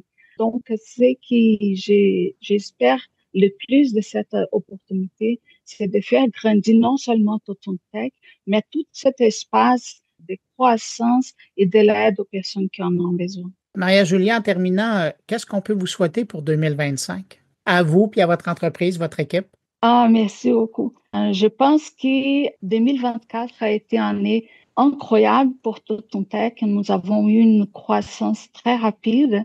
Donc, ce que j'aimerais bien, c'est de continuer cette rythme-là, que nous puissions terminer le développement de notre produit parce qu'il y a encore, non en développement, je m'excuse, mais la croissance du produit et on puisse partager avec plusieurs personnes dans le monde cette solution-là. Maria-Julia Guillamares, PDG de Totontech, merci beaucoup d'avoir pris de votre temps à travers toute votre organisation avant de partir pour le CES. Et puis, on se voit à Las Vegas. Merci. C'est à moi de vous remercier de m'avoir à ce moment-là. Ça me fait un grand plaisir d'être là avec vous. On croise les doigts pour que le CES soit un véritable succès. Merci beaucoup. Allez, je vous souhaite bon voyage. Merci.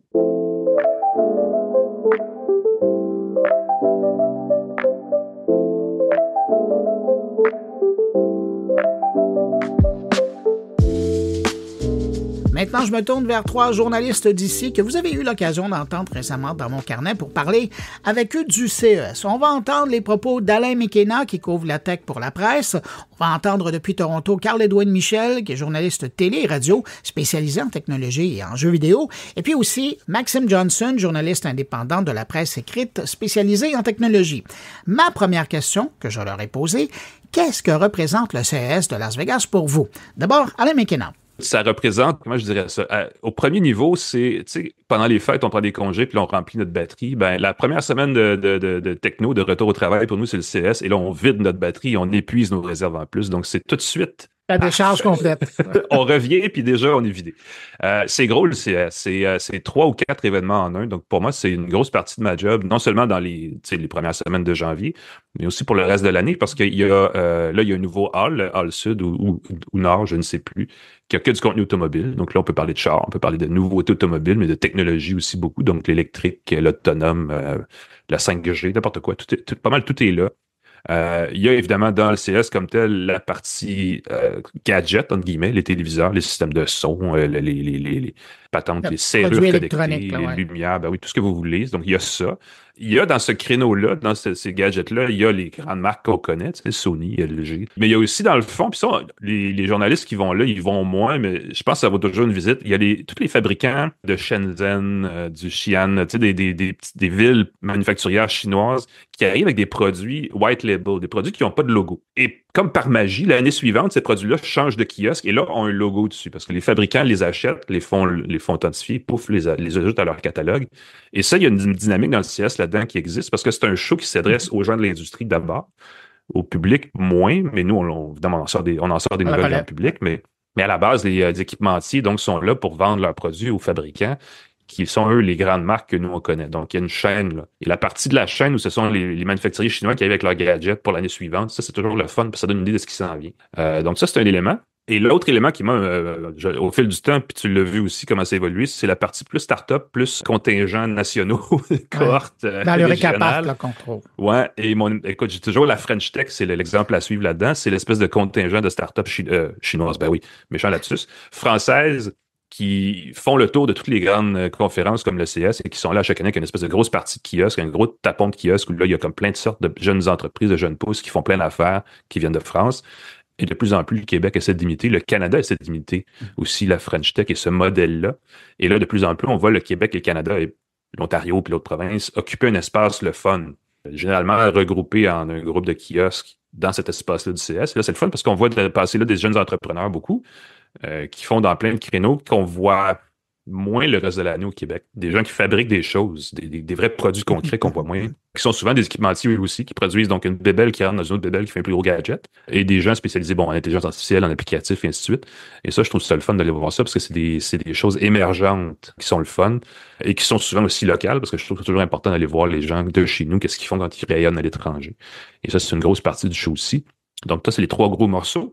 Et j'ai pas fini, parce que s'il y en a plus encore, et vous voyez pourquoi c'est épuisant, je vais juste en parler, puis je t'ai soufflé. Il y a le CS qui est dans le salon des congrès avec ses nombreux halls. Et là, il y a plein d'hôtels autour. Et dans ces hôtels-là, il y a d'autres entreprises qui viennent présenter d'autres produits en plus, qui ne veulent pas payer l'espèce de, je sais pas, 7 000 $ US pour avoir un kiosque. Donc, qui prennent une chambre d'hôtel pour la semaine et là, qui invitent des journalistes à aller voir les nouveautés. Et donc, il y a ça en plus. Et ça, c'est... Juste ça, ce serait une raison en soi d'y aller parce que c'est rendu gros. Puis Las Vegas, c'est quand même assez étendu. Donc, d'un hôtel à l'autre, c'est toujours à peu près une demi-heure. Donc, tu sais, si on a 4 conférences d'une journée, on vient de finir notre journée. Il faut le faire en plus. Donc, ça fait vraiment une semaine où on bouge beaucoup. Et évidemment, comme c'est à Las Vegas, ben, les fabricants, souvent, il y en a toujours un ou deux qui vont faire une petite soirée exclusive là sur le sommet d'un gratte-ciel. Donc, il y a des événements aussi un peu plus lifestyle comme ça, auxquels on peut aller assister pour échanger des cartes d'affaires.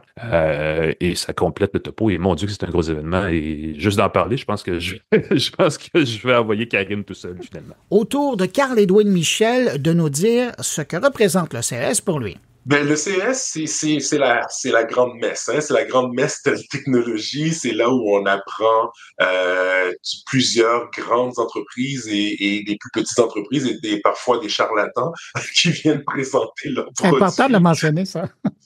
Exactement, qui viennent présenter leurs produits techno à Las Vegas à tous les débuts de l'année en janvier et c'est toujours assez impressionnant parce que premièrement, ben, c'est le monde, hein, c'est plus de 100 et quelques mille personnes qui se présentent à cette conférence-là toutes les années pour découvrir tous ces bébelles techno, ces innovations technologiques.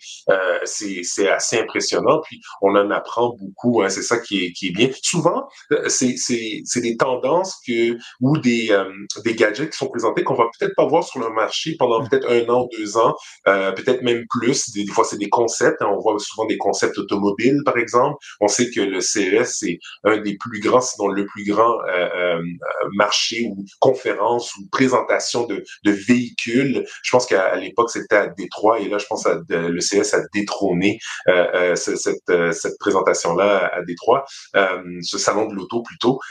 Donc c'est ça. Donc c'est ça pour moi le CES. C'est vraiment un marché de bonbons si on veut où on y va, puis on découvre toutes sortes de choses comme des grands enfants si on veut à découvrir tout ça. Puis à chaque année.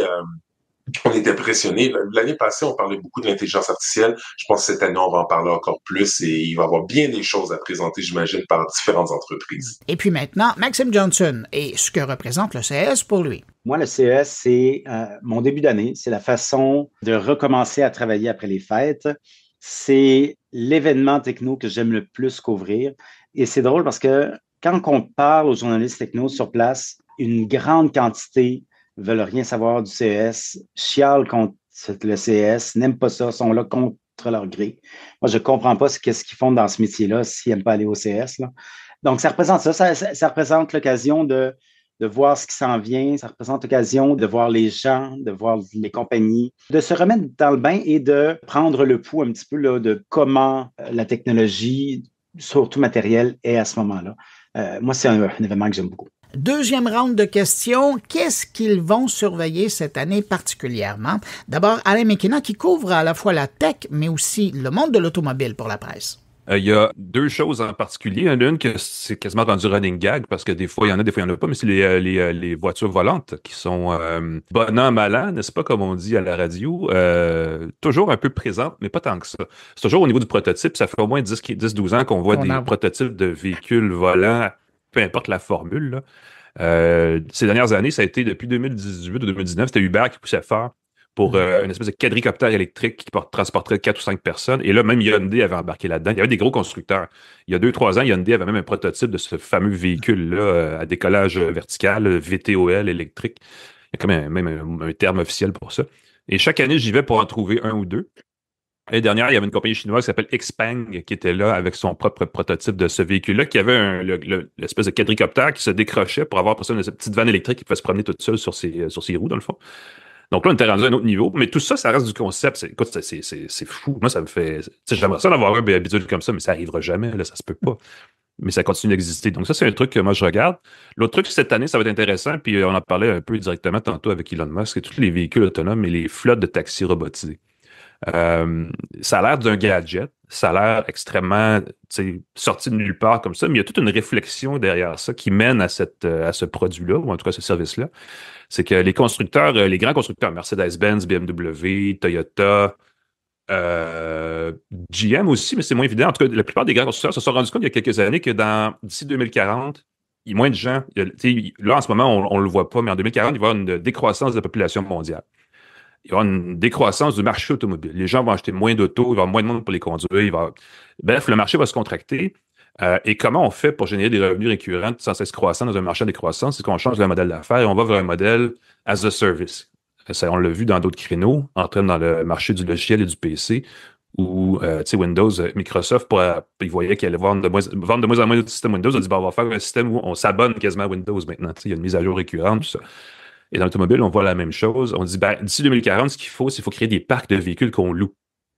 Et ces véhicules-là vont être loués par des gens, la nouvelle génération de jeunes qu'on a toujours tendance à caricaturer, qui ne voudra pas conduire. Donc, on va leur créer des véhicules qui se conduisent eux-mêmes à la demande, parce qu'ils sont toujours sur leur téléphone. Il faut créer une application qui leur permet de commander. Fait que tout ce créneau du robot taxi-là, as a service, est né de cette réflexion-là qui est très haute dans l'industrie automobile et qui mène à des bébelles comme les robots taxis de Tesla je ne sais pas si on va les voir. Tesla n'a pas tendance à sortir dans les gros événements, mais on risque de voir des produits dans ce genre-là, soit des grands constructeurs ou des constructeurs d'entreprises qu'on connaît moins, mais qui vont avoir des concepts de ces véhicules-là qui vont nécessairement être électriques, connectés, autonomes, avec ou sans volant, peut-être avec des hélices, on ne le sait pas, mais ça c'est un autre truc que je veux regarder. Ce que j'ai hâte de voir cette année, parce que ça aussi, des fois c'est là, des fois c'est pas là, c'est l'intégration de la réalité augmentée en voiture. Déjà, depuis quelques années, les autos qu'on achète ont ce petit affichage tête haute, qui est un petit carré au bas du pare-brise devant le conducteur, là, qui est juste une espèce de reflet de petit projecteur qui est dans le tableau de bord.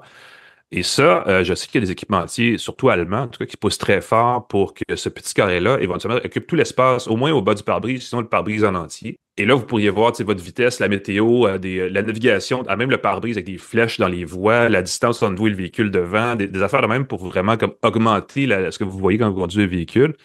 Et il y a 2-3 années, Continental, qui est un équipementier quand même assez important, avait présenté un prototype de ça et on voyait toute la bande en bas du pare-brise. Et ça continue d'avancer et j'espère en voir plus cette année parce que je sais que le groupe Ford, entre autres, a je pense que c'est le Lincoln Nautilus, un petit VUS, puis ils ont tout refait le tableau de bord où justement c'est un gros écran en bas. C'est pas le pare-brise, là, c'est un écran à DEL, mais c'est quand même, on s'en va vers ça. Et il y a un moment donné où on va arriver, puis ça va être vrai, là, ça va être en marché, ces bébelles-là, et là, on approche de ça. Fait qu'à chaque année, j'y vais en me disant, est-ce que c'est cette année? Je le sais pas. Fait que là, on va voir ça cette année. C'est un truc que je vais suivre aussi. Et de façon plus générale, j'ai hâte de voir aussi s'il va y avoir des dévoilements, mais je pense pas, de véhicules électriques ou de véhicules qui vont être mis en marché cette année. Je sais que Suzuki va être là.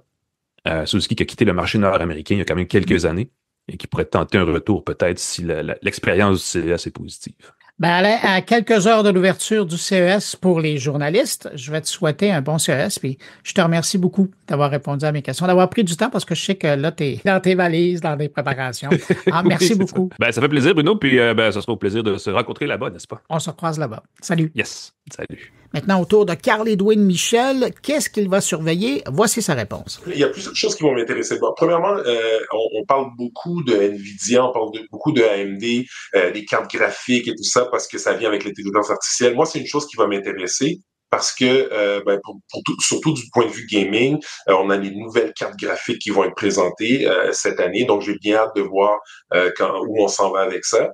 Une autre chose, c'est peut-être redondant, mais ce n'est pas, c'est l'IA. On va parler beaucoup de l'intelligence artificielle, beaucoup des nouveaux processeurs, des NPU, des Neural Processing Unit, qui vont être présentés, où on va parler des ordinateurs qui vont avoir ces nouveaux processeurs-là. Donc, ces fameux appareils techno avec l'intelligence artificielle. On devrait sûrement voir toutes sortes d'appareils. On parle beaucoup de laptops, de téléphones, etc. Mais cette année, peut-être qu'on va avoir des réfrigérateurs avec l'intelligence artificielle. Il va y avoir toutes sortes de gadgets qui vont utiliser l'intelligence artificielle. Donc ça devrait être assez intéressant de ce côté-là. Donc ça, c'est vraiment ça qui va m'accrocher. Je pense pas qu'on va avoir de nouveaux téléphones, par exemple, ou des trucs comme ça. Je pense que souvent, ils les gardent aussi pour c'est la conférence à Barcelone, si je me trompe. Au mois de février, tout de suite après, ouais. Exactement, tout de suite après.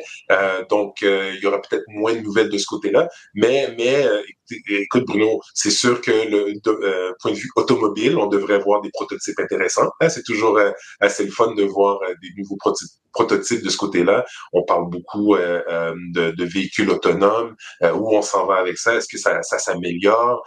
Donc, ça va être intéressant de voir ce qui se fait aussi de ce côté-là. Donc, plein de choses. Puis surtout, ce que j'aime, moi, à Vegas, je sais que ça, c'est la partie qui va me manquer pas être là cette année. Il y a une partie de la conférence sur le show floor, comme on dit, où il y a des nouvelles technos qui viennent de petites entreprises qui ont toujours des innovations assez intéressantes. Là, tu penses à Eureka Park? Exactement, Eureka Park. C'est toujours intéressant d'aller là, de voir des belles innovations, des trucs inédites, des fois, qui sont le fun à voir. Puis souvent, Ça permet de vraiment de penser à qu'est-ce qui peut être produit à grande échelle peut-être dans des plus grosses entreprises, mais oui, donc ça va être un peu ça mes attentes. Je suis sûr qu'il y a d'autres choses, Bruno, peut-être que je manque des choses de ce côté-là, mais bien hâte de voir ce qui va. On va le voir avec les nouvelles qui vont sortir. Hein. Carl-Édouard Michel, journaliste indépendant qui couvre la technologie et le jeu vidéo et en plus qui est producteur exécutif des Canadian Games Awards. Merci beaucoup d'avoir pris de ton temps et puis je te dis à bientôt. Merci Bruno, à la prochaine. Et pour terminer, ce que vont surveiller les journalistes cette année au CES, j'ai posé la même question à Maxime Johnson. Avec le CES, souvent, on ne sait pas vraiment ce qu'il va y avoir. On a quelques idées de ce qu'il va y avoir, mais on n'est jamais sûr si ça va vraiment être gros. Et souvent, les vraies tendances ne sont pas celles que les gens ont écrites d'avance, mais celles qui s'imposent à l'événement. C'est pour ça que, d'ailleurs, moi, tous les papiers sur les tendances du CES qui sortent le premier jour, ça ne m'intéresse pas parce que il reste, comme souvent la conférence n'est même pas commencée. Donc, je suis comme, non, calmez-vous, là, attendons de voir la chose avant de dire ce qui se passe. Là. Et cette année, ça l'a dit, il y en a une qui, d'après moi, va rester, puis c'est difficile de faire autrement. NVIDIA va lancer, c'est un secret de polichinelle, là, NVIDIA va lancer ses nouvelles cartes graphiques pour le jeu. Ça va être pour PC de bureau, ça va être mobile aussi. Donc, forcément, et c'est, à ma connaissance, c'est la première fois, du moins de l'histoire récente, c'est la première fois qu'une nouvelle génération de cartes graphiques d'NVIDIA est annoncée au CES. Alors, je crois qu'on va avoir beaucoup d'ordinateurs, je crois qu'on va avoir beaucoup de produits dérivés et j'ai hâte de voir, est-ce que ça va être, est-ce que NVIDIA va parler du jeu comme d'habitude avec les cartes graphiques ou est-ce qu'on va profiter du CES 2025 pour dire, voici la 5090 ou quelque chose comme ça, elle est capable de faire rouler Llama 7 milliards de paramètres sur votre PC. Donc, l'IA, est-ce que l'IA va être une grosse histoire sur ces cartes graphiques-là? J'ai envie de dire que probablement, mais j'ai hâte de voir jusqu'à quel point. Et donc, c'est ça. Donc, tout ce qui est graphique PC, pour moi, va être à surveiller cette année là, de très près. Et j'ai arrangé mon horaire en fonction de ça, justement. Maxime Johnson, journaliste indépendant qui couvre la technologie. On le retrouve notamment dans l'actualité, le magazine de gestion et beaucoup d'autres publications. Merci d'avoir pris de ton temps pour répondre à mes questions. Merci, Bruno. Bye-bye.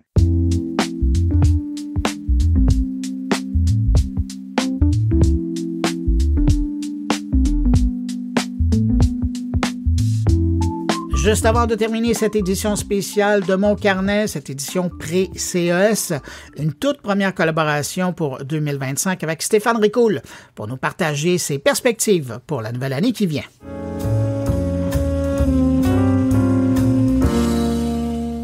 L'année 2025 me semble s'annoncer comme un moment charnière, un de ces tournants où le rythme des transformations technologiques semble s'accélérer à un point où il redéfinit nos manières de travailler, d'interagir et même de penser. Pourtant, derrière cette accélération, je perçois aussi des tensions, des contradictions et des responsabilités qui ne peuvent être ignorées. Ce que j'entrevois pour cette année est donc à la fois fascinant et exigeant. Fascinant parce que les opportunités semblent infini, exigeant parce que ces avancées nécessiteront une prise de recul et des choix éclairés pour ne pas céder à l'emballement général. Prenons par exemple l'intelligence artificielle, juste un exemple. En 2024, Paris a ouvert la voie en parlant d'une IA positive, une approche où cette technologie serait mise au service de l'humain et des valeurs éthiques. Pourtant, ce n'est pas cette vision optimiste qui domine toujours les discussions. Des leaders comme Sam Altman évoquent la possibilité de voir émerger dès 2025 une intelligence artificielle générale, capable de rivaliser avec, voire de dépasser, les capacités cognitives humaines. Si cela se concrétise, ce serait une révolution dans de nombreux domaines. L'automatisation des processus, les prises de décision, ou encore l'innovation dans les services. Mais une telle avancée soulève aussi des questions majeures. Quelle gouvernance pour une technologie si puissante? Quels usages seront jugés acceptables? Et qui en fixera les limites? Ces questions doivent rester au centre de nos réflexions, car il en va de l'équilibre entre progrès technologique et respect des valeurs humaines. Au-delà de l'intelligence artificielle, il y a aussi le contexte géopolitique qui pèse lourdement sur l'évolution technologique. Je pense ici à la fameuse guerre des semi-conducteurs qui continue d'exacerber les rivalités entre grandes puissances comme les États-Unis et la Chine. Ces composants, invisibles mais omniprésents, sont essentiels à tout ce qui touche au numérique. Les perturbations dans leur production ou leur distribution affectent directement nos entreprises. Dans un monde où l'interconnexion des chaînes d'approvisionnement devient une vulnérabilité, je vois une opportunité pour les entreprises québécoises, renforcer leur autonomie technologique ou au moins diversifier leurs sources d'approvisionnement pour minimiser les risques. L'année 2025 pourrait aussi être celle où l'informatique quantique passe du laboratoire à des applications concrètes. Ces technologies, avec leur capacité à résoudre des problèmes jusqu'ici insolubles, pourraient redéfinir des secteurs comme la logistique, la cybersécurité ou encore la recherche scientifique. Mais là encore, je suis prudent. Ces avancées risquent d'accentuer ce que l'on appelle la dette technologique. Cet écart croissant entre les infrastructures numériques existantes, souvent vieillissantes, et les exigences des nouvelles technologies. Pour y faire face, les entreprises devront être stratégiques et anticiper ces transitions avec soin. Mais toutes ces innovations, aussi prometteuses soient-elles, ne signifient rien sans l'humain. C'est à mes yeux le véritable défi de 2025. Placer l'humain au centre de cette révolution numérique. Les entreprises doivent reconnaître que ce sont les talents qui permettent à la technologie de déployer tout son potentiel.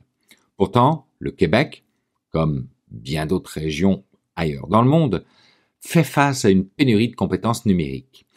Si nous voulons suivre le rythme des avancées, nous devrons investir massivement dans la formation, et pas seulement pour des compétences techniques.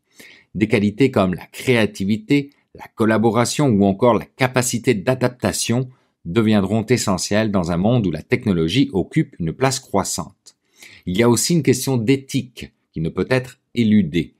Plus que jamais, je crois que les technologies que nous développons et utilisons doivent refléter des valeurs universelles. Transparence, équité, respect de la vie privée. Ces principes ne sont pas optionnels. Si 2025 voit l'intelligence artificielle générale émerger, comme Sam Altman le dit, elle devra être accompagnée de garde-fous solides pour éviter que cette innovation ne devienne une source d'inégalité ou de conflit. Par ailleurs, je pense que nous devons accorder une attention particulière à la gestion du changement. L'adoption de nouvelles technologies ne peut réussir que si elle s'accompagne d'un véritable travail d'accompagnement humain. Il ne s'agit pas seulement de déployer des outils, mais de faire en sorte que les employés se sentent impliqués et soutenus dans cette transformation. Ce sera, selon moi, un enjeu central pour les entreprises qui souhaitent prospérer en 2025. Un autre aspect qui ne peut être ignoré, c'est l'environnement. J'en ai déjà parlé. Le numérique, s'il est mal géré, peut devenir un problème majeur pour la planète. Certaines projections suggèrent qu'il pourrait devenir le principal émetteur de gaz à effet de serre d'ici 2050. En 2025, les entreprises québécoises, mais aussi les gouvernements, devront accélérer leur transition vers un numérique responsable. Cela implique des choix concrets, des centres de données plus écologiques, des solutions pour limiter la consommation d'énergie et des algorithmes, ou encore l'adoption de modèles économiques favorisant l'économie circulaire. Sur ce sujet, je trouve les initiatives européennes inspirantes. Ça aussi, je l'ai déjà dit. Elles montrent qu'il est possible de combiner innovation et réglementation pour orienter le numérique dans une direction plus durable. Mais le numérique ne doit pas seulement être vu comme un problème à résoudre. Il peut aussi être une ou la solution.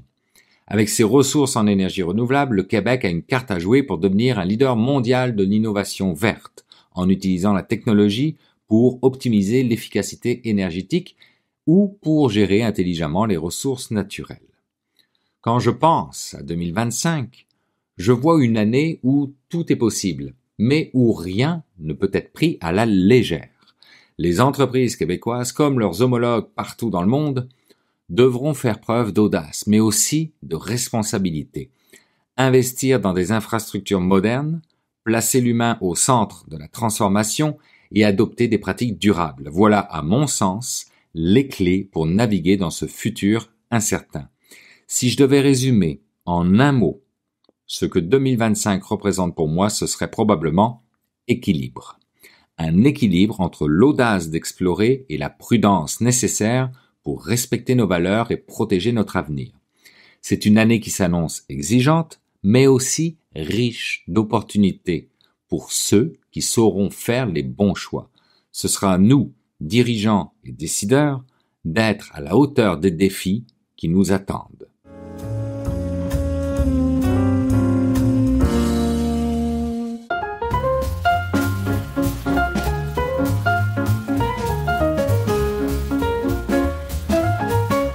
Ben voilà, c'est ainsi que se termine cette édition de Mon Carnet. Un gros merci à mes invités et merci à mon collègue Stéphane Ricoul pour sa présence pour lancer l'année. Et puis merci à vous aussi qui avez écouté cette édition jusqu'à la toute fin. Très heureux d'avoir passé ce bout de journée avec vous. Au nom de tous mes collègues et en mon nom personnel, je vous souhaite une bonne année 2025 avec plein de santé et un peu de technologie. Nous, on se retrouve vendredi prochain, le 10 janvier, pour une édition spéciale de Mon Carnet en direct du CES de Las Vegas, vous l'avez deviné, ou même dès ce lundi, pour ceux qui ont pris l'habitude de notre rendez-vous quotidien de 120 secondes de tech, qui reprend du service en direct aussi de Las Vegas. Je vous dis au revoir, portez-vous bien.